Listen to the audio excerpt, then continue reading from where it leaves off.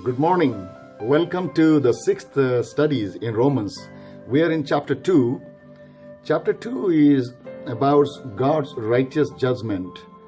Paul is trying to explain how we as human beings, we have no excuse, especially when God's truth is so plain, and in spite of the fact we know that God is righteous, God is the creator, we have not been thankful to God. We have not recognized God in our lives. So we are without excuse. Let me read chapter 2, verse 6 onwards. God will give to each person according to what he has done. To those who by persistence in doing good seek glory, honor, and immortality, he will give eternal life. Verse 12. All who sin apart from the law will also perish apart from the law, and all who sin under the law will be judged by the law. For it is not those who hear the law who are righteous in God's sight, but it is those who obey the law who will be declared righteous. Indeed, verse 14, when Gentiles who do not have the law do by nature things required by the law, they are a law for themselves, even though they do not have the law. Since they saw that the requirement of the law are written on their hearts, their conscience also bearing witness, and their thoughts now accusing, now even defending. This will take place on the day when God will judge man's secrets through Jesus Christ, as my gospel declares. So St. Paul, he says, as my gospel declares. He says God is righteous in his judgment.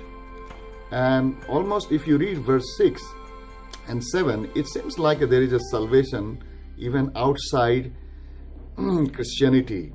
Because he says God will give to each person according to what he has done. To those who by persistence in doing good seek glory, honor, and immortality, he will give eternal life.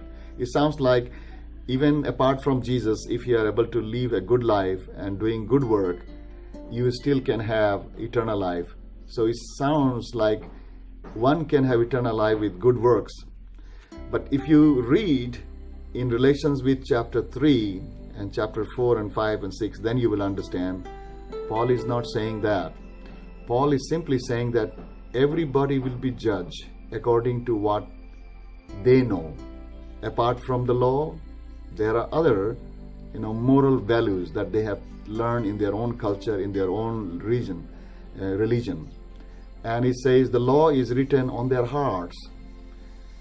But then he also raises the question, is human being able to be morally upright, perfectly righteous?